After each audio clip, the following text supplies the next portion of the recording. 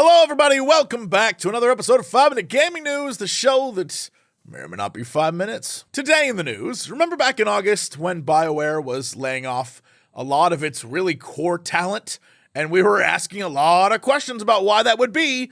Well, we have a follow-up. It looks like several former employees are taking Bioware and EA to court over severance disputes. According to a press release that was published yesterday, the developers who were laid off are requesting fair severance pay and subsequent damages for what they call unreasonably poor treatment by Bioware. The press release notes that the employees were fired without cause, and that in recent cases of termination without cause in the Alberta courts, former employees have been granted 1 month severance pay per year of service, including the full value of benefits. Without delving into specifics, the release says the laid-off employees were offered significantly less than this amount, despite alleged efforts to negotiate with Bioware. In filing the lawsuit, these employees have refused Bioware's offered severance pay. Which, is pretty awful, especially since, according to the press release, the 7 employees filing the lawsuit have an average of 14 years with the company. And you think if you gave 14 years of your life to a company, they could at least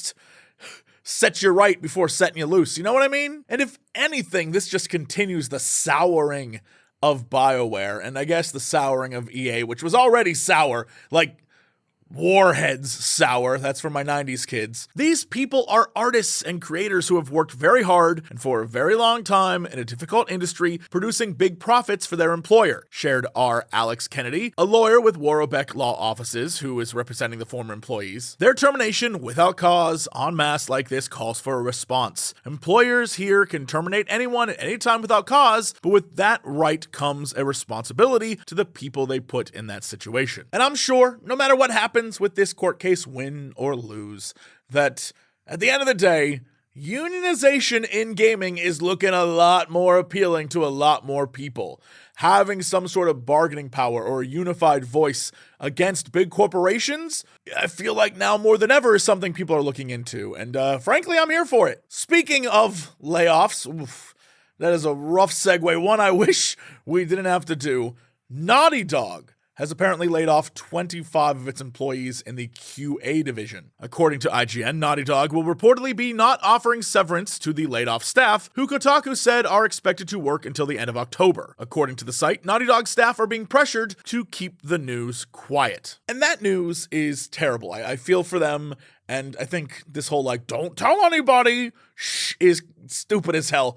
But it also leads to even more stupid as hell news that the Last of Us multiplayer game that was officially announced during 2022's Summer Game Fest, well, its future's looking a little bit more bleak. The Last of Us multiplayer spin-off is, according to Kotaku, basically on ice, although is not completely canceled. This tallies with a May report from Bloomberg, which said the quality and long-term viability of the much-anticipated The Last of Us multiplayer game had come into question, and as a result, a small group remains in the project while the company reevaluates the direction. And this is a recent trend that IGN's Ryan McCaffrey noticed. Yes, Naughty Dog is a top 5 developer in the world, but the history of big devs who try to pivot to multiplayer only has some major cautionary tales. Lionhead tried to make a 4v1 game and it sunk the studio. Arcane Austin tried a 4-player co-op and it flopped. And this is something that we've talked about before, and I keep stressing, and I feel like I'm just shouting at a wall because obviously studios don't listen to what people like me say,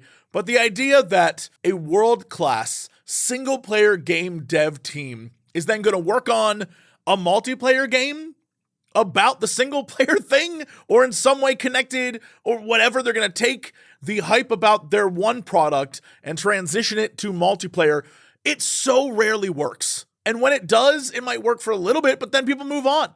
It makes no sense to me. It is very clearly some dude named Chaz in the C-suite who's like, how do we make more money? Multiplayer. And it's so dumb because you have all this amazing talent who can clearly produce amazing things, and then you push them to go work on something else. And I know people are going to be like, well, Jesse, not all the team does that. They bring in people. Still a waste. It's still a giant waste of an entire studio to work on something like that when they could be producing the next great single player thing, which I think we can all agree on is needed. And when more single player stuff comes out and we get more single player games that are like good stories or good gameplay or good all of it, it blows up every time. But lessons continue not to be learned. Hyenas, Sega's multiplayer shooter and their quote unquote biggest budget game was just canned last week. Hell, even Guerrilla Games is making a multiplayer title that we currently have no info on. And my genuine hope is that these studios look around, see the way the winds are blowing, and are like, okay, let's scrap these projects. Maybe we should just work on the things that are in our wheelhouse. But at the same time, then we end up with Naughty Dog stuff where they're just laying off QA workers. They're laying off people that would have worked on that game. And so then people get hurt. And it's just unions, y'all. What if there was gaming unions? Just saying that again. Anyway, that's it for me. Thanks so much. And I'll see y'all tomorrow for another episode of 5 Minute Gaming News.